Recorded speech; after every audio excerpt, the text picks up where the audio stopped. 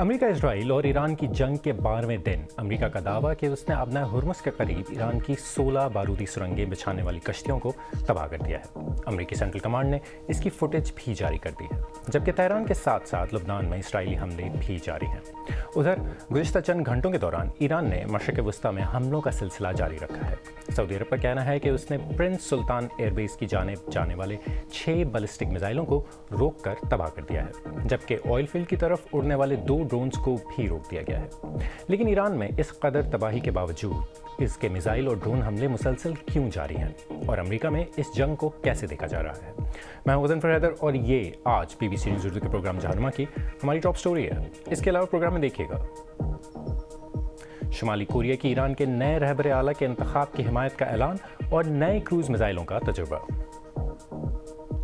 صدر ٹرمپ کا دعویٰ کہ اب تک ایران کے 5000 اہداف پر حملہ، جس کے بعد ایران کی دفاعی قوت پوری طرح ختم۔ یہ حملے کہاں ہوئے ہیں اور اس سے ایران کی جوابی کارروائی کی صلاحیت پر کتنا اثر پڑے گا؟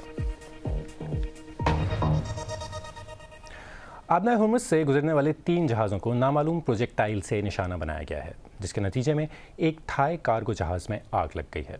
دوسری جانب ایرانی صدر مسعود پیششکیان کے بیٹے نے دعویٰ کیا ہے کہ ایران کے نئے رہبر اعلیٰ مجتبیٰ خامنہئی کے زخمی ہونے کی اطلاعات بھی آئی ہیں، لیکن وہ ابھی محفوظ ہیں۔ تہران رات کو زوردار دھماکوں سے گونجتا رہا۔ حکام کے مطابق جنگ شروع ہونے کے بعد سے فضائی حملوں میں 1300 سے زائد افراد ہلاک ہو چکے ہیں۔ ادھر ایران بھی جوابی کارروائیاں کر رہا ہے۔ اسرائیل میں لاکھوں افراد رات بھر بجنے والے الرٹ سے جاگتے رہے، جو ایرانی میزائلوں کی آمد کی وارننگ دے رہے تھے، جبکہ فضا میں میزائلوں کو روکنے کی تیز آوازیں بھی سنائی دیتی رہیں۔ جبکہ قطر، سعودی عرب، متحدہ عرب امارات اور بحرین نے کہا ہے کہ وہ ایران کی جانب سے آنے والے میزائلوں کو تباہ کر رہے ہیں۔ اطلاعات کے مطابق کچھ ڈرونز دبئی کے ہوائی اڈے کے قریب گرے، جس سے 4 افراد زخمی ہو گئے ہیں۔ اسرائیل نے لبنان میں حملے جاری رکھے ہوئے ہیں۔ اسرائیلی طیاروں نے دارالحکومت بیروت کے جنوبی حصے میں کئی مقامات کو نشانہ بنایا ہے۔ اسرائیل کا کہنا ہے کہ وہ حزب اللہ کے ٹھکانوں کو نشانہ بنا رہا ہے۔ امریکہ اور برطانیہ سمیت دنیا کے کئی ممالک حزب اللہ کو ایک دہشت گرد تنظیم قرار دیتے ہیں۔ بیروت میں رات بھر کیا ہوتا رہا، دیکھیں ایلسن فریمن کی اس رپورٹ میں، جو پیش کر رہی ہیں خدیجہ عارف۔ لبنان کے دارالحکومت بیروت میں اب دھماکوں کی آوازیں معمول بن چکی ہیں۔ اسرائیل لبنان میں ان مقامات کو نشانہ بنا رہا ہے جن کے بارے میں اس کا کہنا ہے کہ وہ ایران کی حمایت یافتہ تنظیم حزب اللہ سے منسلک ہیں۔ ان حملوں کے اثرات شہر کے لوگوں کی زندگیوں میں واضح طور پر محسوس کیے جا رہے ہیں۔ اقوام متحدہ کی ریفیوجی ایجنسی کے مطابق صرف لبنان میں تقریباً 7 لاکھ افراد اپنے گھروں کو چھوڑنے پر مجبور ہو چکے ہیں۔ ان میں ریم اور اس کا خاندان بھی شامل ہے۔ ریم پہلے شہر کی ایک چھوٹی سی سڑک پر ٹیشو پیپر بیچتی تھی۔ اب وہ کہتی ہیں کہ دل ٹوٹ گیا ہے۔ انہیں اپنے بچوں کے ساتھ گھر چھوڑنا پڑا اور اب وہ سڑک پر پناہ لینے پر مجبور ہیں۔ دوسری جانب ایران میں جنوب مشرقی علاقے کے ایک ہوائی اڈے سے دھوئیں کے بادل اٹھتے نظر آ رہے ہیں۔ امریکہ کا کہنا ہے کہ وہ اب ایران پر اس سے بھی شدید حملے کرے گا۔ ایرانی حلال احمر سوسائٹی کے مطابق ملک بھر میں کم از کم 1230 افراد ہلاک ہو چکے ہیں۔ ایران کی جانب سے بھی جوابی کارروائیاں جاری ہیں۔ گزشتہ رات تل ابیب میں سائرن کی آوازیں سنی گئیں، جو ایرانی میزائلوں کی آمد کی اطلاع ہے۔ اقوام متحدہ میں ایران کے مندوب نے امریکہ اور اسرائیل کے اقدامات پر سخت تنقید کی ہے۔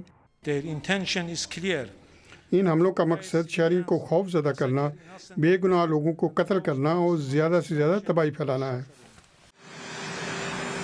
ڈونلڈ ٹرمپ نے کہا ہے کہ جنگ بہت جلد ختم ہو جائے گی۔ انہوں نے تیل کی قیمتوں سے متعلق خدشات کم کرنے کی بھی کوشش کی، کیونکہ حالیہ دنوں میں قیمتوں میں تیزی سے اتار چڑھاؤ دیکھا گیا ہے۔ اس کی ایک بڑی وجہ اہم سمندری راستہ آبنائے ہرمز ہے، جہاں سے دنیا میں تیل کی پیداوار کا 20% گزرتا ہے۔ جنگ شروع ہونے کے بعد سے یہاں جہازوں کی آمد و رفت میں نمایاں کمی آئی ہے۔ 1 سال پہلے یہ راستہ بہت مصروف تھا، مگر اب کم ہی جہاز اس خطرناک راستے سے گزرنے کا خطرہ مول لے رہے ہیں۔ سوشل میڈیا پر صدر ٹرمپ نے خبردار کیا ہے کہ اگر اس سمندری راستے میں سرنگیں بچھائی گئیں اور انہیں نہ ہٹایا گیا تو ایران کو سخت فوجی نتائج کا سامنا کرنا پڑ سکتا ہے۔ ان کا کہنا تھا کہ اگر انہیں ہٹا دیا گیا تو یہ درست سمت میں ایک بڑا قدم ہوگا۔ چند گھنٹوں بعد امریکہ نے ایک ویڈیو جاری کی جس کے بارے میں اس کا کہنا ہے کہ اس میں آبنائے ہرمز میں بارودی سرنگیں بچھانے والے ایران کے 16 جہازوں کو تباہ ہوتے دیکھا جا سکتا ہے۔ بیروت جیسے شہروں میں رہنے والے لوگوں کے لیے امریکہ اور اسرائیل کے حملوں کے سائے میں یہی اب روزمرہ کی حقیقت بن چکی ہے۔ اور اس بارے میں مزید بات کرنے کے لیے اس وقت واشنگٹن سے میرے ساتھ موجود ہیں صحافی سلیم رضوی۔ سلیم صاحب، سب سے پہلے تو یہ بتائیں کہ یہ جنگ ویسے تو اسرائیل اور امریکہ نے شروع کی تھی، لیکن کیا اب یہ امریکہ ہی کی جنگ بنتی نظر آ رہی ہے؟ دیکھیں، اب جب کہ قریب جو سرکاری اعداد و شمار ہیں 8 کم سے کم جو امریکی فوجی ہیں وہ مارے گئے ہیں، اور اب پینٹاگن نے یہ بھی تسلیم کر لیا ہے کہ قریب 140 زخمی بھی ہیں، جو کہ پہلے یہ تعداد نہیں بتائی جا رہی تھی کہ کتنے زخمی ہوئے ہیں اس پیمانے پہ۔ لیکن یہاں پر جو عام لوگ ہیں اور جو ان کے خود حمایتی ہیں ریپبلکن پارٹی میں، ان کا بھی یہ خدشہ، ان کو خدشہ ہے کہ یہ فگرز کہیں زیادہ ہے جو امریکی فوجیوں کی ہلاکت۔ تو ظاہر ہے کہ اس معاملے میں تو اب یہ باقاعدہ ایک امریکہ کی جنگ بن گئی ہے، لیکن یہ ضرور ہے کہ یہاں پر عام تاثر یہی ہے کہ لوگ یہ کہہ رہے ہیں کہ بھائی صدر ٹرمپ نے کیا سوچ کر یہ جنگ شروع کی تھی، اور کیا کوئی کلیئر آبجیکٹو تھا، کیا کوئی اسٹریٹجی بنی تھی؟ کیونکہ کل بھی بریفنگ کے بعد جو ڈیموکریٹس نکلے ہیں، ان کو جو کلاسیفائڈ بریفنگز ہوتی ہیں وہ دی گئیں، تو انہوں نے کہا کہ ہم تو بہت غصے میں ہیں اور نہ کوئی کلیئر آبجیکٹو نظر آ رہا ہے ابھی بھی، نہ کوئی اسٹریٹجی ہے۔ اور انہوں نے کہا کہ بھئی یہ جو ایک بڑی ہی انسرٹن رخ کی طرف بڑھ رہے ہیں اور پتہ نہیں کہ آگے کیا ہوگا، لیکن یہ اندیا ضرور دیا انہوں نے کہ گراؤنڈ انویژن جو ہے وہ اب امریکہ کر سکتا ہے ایران میں، جو کہ فوجی جو ہیں وہ زمین پر اتار سکتا ہے وہاں ایران میں۔ تو ظاہر ہے کہ یہ باقاعدہ ایک امریکی جنگ ہے۔ اچھا، یہ بتائیں کہ جنگ میں امریکی عوام کی حکومت کو کتنی حمایت حاصل ہے؟ کیا تشویش ہے عوام کو؟ دیکھیے، یہاں امریکی عوام بھی یہی سوال کرتے نظر آ رہے ہیں۔ زیادہ تر لوگ جو پولز آ رہے ہیں ان میں یہ کہا جا رہا ہے کہ بھئی صرف 27% جو رائٹرز کا پول ہے وہ کہہ رہے ہیں کہ یہ حمایت کر رہے ہیں اس جنگ کی۔ ایک جو پول ہے گیلپ کا، تو اس میں قریب کہا جا رہا ہے کہ 41% ہے۔ تو اس طرح کے الگ الگ پولز ہیں، لیکن میجورٹی جو امریکن ہیں وہ اس جنگ کی مخالفت کر رہے ہیں۔ اور یہاں پر ظاہر ہے جب اس طرح کی جنگ ہوتی ہے اس خطے میں، تو جب تیل کی پرائسز بڑھتی ہیں تو یہ بڑی تشویش ہوتی ہے۔ سب سے پہلے لوگوں کو اسی میں بڑی پریشانیاں ہوتی ہیں، اور ظاہر ہے کہ ایک اکنامک جو افورڈیبلٹی کا معاملہ تھا، مہنگائی بہت پہلے سے بڑھی ہوئی تھی، اس پہ قابو پایا نہیں انہوں نے، اور اب جو ہے ایک یہ نیا بحران پیدا کر دیا ہے جس سے کہ گیس کی پرائسز بڑھتی ہیں، تو ظاہر ہے کہ ساری چیزوں کی پرائسز اور بھی بڑھ جاتی ہیں۔ تو یہ ساری چیزوں میں عام لوگوں میں یہ تاثر ہے کہ بھائی یہ کیا کس نئی مصیبت میں ڈال دیا ہے صدر ٹرمپ نے، اور یہ تو کہہ کے آئے تھے کہ بھئی ہم کوئی نئی جنگ نہیں شروع کریں گے۔ اور اس کے علاوہ یہ بھی اب خدشہ ظاہر کیا جا رہا ہے کہ بھئی خود ان کے ماگا کے جو موومنٹ کے لوگ ہیں ان میں بھی بہت سے لوگ یہ کہہ رہے ہیں کہ بھئی کیا یہ جنگ اتنی بڑھ جائے گی کہ کوئی امریکہ جوہری ہتھیار کا استعمال کر دے؟ یہ سارے خدشات باقاعدہ تبصرے کا پارٹ ہیں۔ واشنگٹن سے سلیم رضوی، ہم سے بات کرنے کا بہت بہت شکریہ۔ شمالی کوریا نے ایران کے نئے رہبر اعلیٰ کے انتخاب کی حمایت کا اعلان کیا ہے اور ساتھ ہی نئے میزائلوں کا تجربہ بھی کیا ہے۔ آج ٹرینڈنگ میں اسی پہ بات کریں گے۔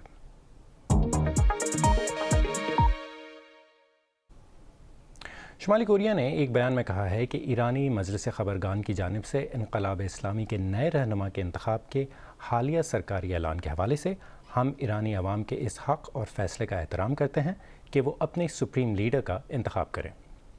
یہ بیان ان کے جنگی جہاز چو ہیون سے اسٹریٹجک کروز میزائل کے ایک اور تجربے کے بعد آیا۔ یہ اسی جنگی جہاز سے ہے جو کہ ایک ہفتہ پہلے ایک اور تجربے کے لیے استعمال کیا گیا تھا۔ شمالی کوریا اس جہاز کو اپنی بحری طاقت بڑھانے اور سمندر سے حملہ کرنے کی صلاحیت کے لیے اہم سمجھتا ہے۔ سرکاری میڈیا کے مطابق کم جونگ ان کا کہنا ہے کہ ملک کے لیے ایک مضبوط اور قابل اعتماد جوہری دفاعی صلاحیت برقرار رکھنا بہت ضروری ہے۔ امریکہ کئی دہائیوں سے شمالی کوریا کے جوہری اور میزائل پروگرام کو محدود کرنے کی کوشش کر رہا ہے، لیکن پیونگ یانگ کا موقف ہے کہ یہ ہتھیار ممکنہ حملے کے دفاع کے لیے ہیں۔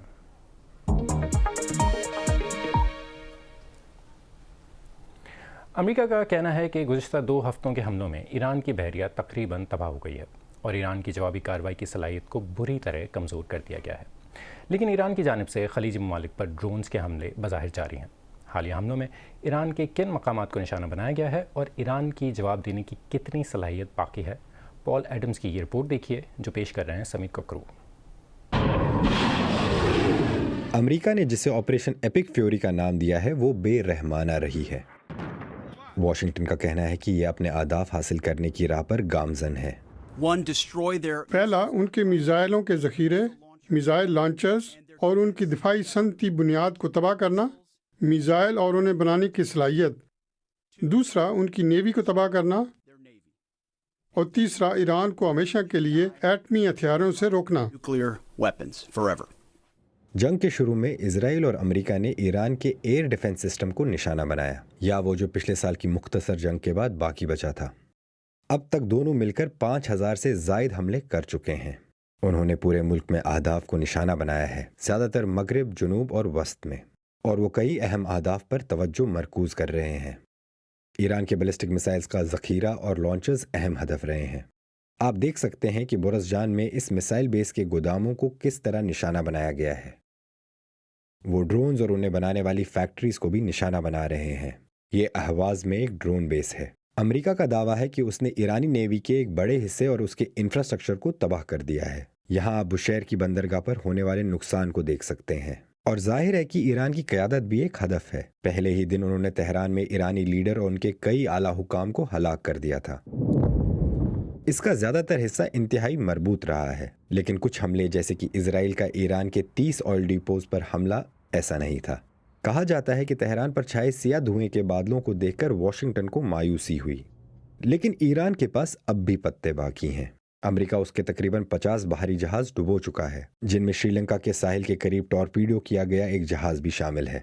لیکن آبنائے ہارموز میں باہری جہازوں پر حملوں کی دھمکیوں کا مطلب یہ ہے کہ بہت کم جہاز دنیا کی اس اہم ترین آبی گزرگاہ سے گزرنے کی ہمت کر رہے ہیں۔ مائنز کے علاوہ ایران کے پاس درجنوں چھوٹی تیز رفتار کشتیاں ہیں جنہوں نے ماضی میں تباہی مچائی تھی۔ وہ اب بھی ایک چیلنج ثابت ہو سکتی ہیں۔ ہم ایسا کرنے کے لیے فوجی حالات سازگار بنانے کے اختیار کا جائزہ لیں گے۔ وزیر دفاع اور صدر کے پاس یہ رپورٹ لے کر جائیں گے کہ کن وسائل کی ضرورت ہے، کمانڈ اینڈ کنٹرول کیسا ہونا چاہیے اور خطرات کیا ہیں۔ ایران کے ڈرون اور میسائل حملے کم ہو گئے ہیں۔ ہو سکتا ہے یہ ختم ہو رہے ہوں، یا شاید وہ انہیں روک کر رکھے ہوں۔ اتنا نقصان ہونے کے باوجود ابھی تک کوئی بھی فتح کا اعلان نہیں کر پایا ہے۔ اور اب ایک نظر ڈالتے ہیں دیگر اہم عالمی خبروں پر۔ یورپی یونین کا کہنا ہے کہ امریکہ اور اسرائیل کی ایران کے ساتھ جنگ شروع ہونے کے بعد سے مقبوضہ غرب اردن میں یہودی آباد کاروں کی جانب سے فلسطینیوں کے خلاف تشدد میں اضافہ ہوا ہے۔ مختلف حملوں میں تقریباً 2 ہفتوں میں 6 فلسطینی ہلاک ہو چکے ہیں۔ سوڈان کی فوجی حکومت کا امریکہ سے مطالبہ ہے کہ وہ نیم فوجی تنظیم ریپڈ سپورٹ فورسز کو دہشت گرد گروہ قرار دے۔ یہ مطالبہ ایک ایسے وقت میں ہوا ہے جب امریکہ نے ایک روز قبل ہی سوڈانی مسلم بردرہڈ کو یہ کہہ کر دہشت گرد تنظیم قرار دیا تھا کہ اسے ایرانی رجیم کی حمایت حاصل ہے۔ ایک ایسے وقت میں جب خلیجی ممالک کے بعض دفاعی نظام ایرانی شاہد ڈرونز کو روکنے میں مشکلات کا سامنا کر رہے ہیں، یوکرینی ڈرون ماہرین اس ہفتے مشرق وسطیٰ پہنچ رہے ہیں تاکہ خلیجی ممالک کو ایران کے میزائلوں کا مقابلہ کرنے میں مدد فراہم کی جا سکے۔ یوکرین نے گزشتہ 4 برسوں میں روسی حملوں کا مقابلہ کرنے کے لیے کم لاگت والے مگر مؤثر اینٹی ڈرون ٹیکنالوجی تیار کی ہے۔ اسی بارے میں ہے جیمز لینڈل کی یہ رپورٹ، جسے پیش کر رہے ہیں حسین عسکری۔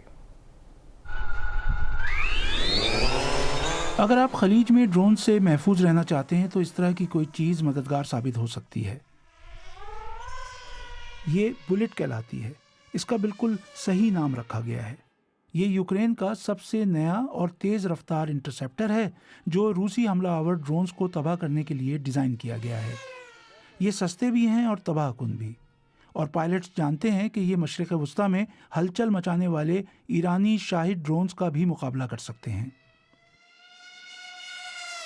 ایمانداری کی بات ہے کہ ہمارے پاس یہاں کافی کام ہے، لیکن ہم سمجھتے ہیں کہ جنگ دنیا بھر میں پھیل رہی ہے، اور چونکہ ایران روس کا اتحادی ہے، اس لیے میرا خیال ہے کہ ہم ان لوگوں کو ٹریننگ دینے کے لیے اپنے انسٹرکٹرز کو بھیج سکتے ہیں جو ہماری طرح کے دشمن سے لڑ رہے ہیں۔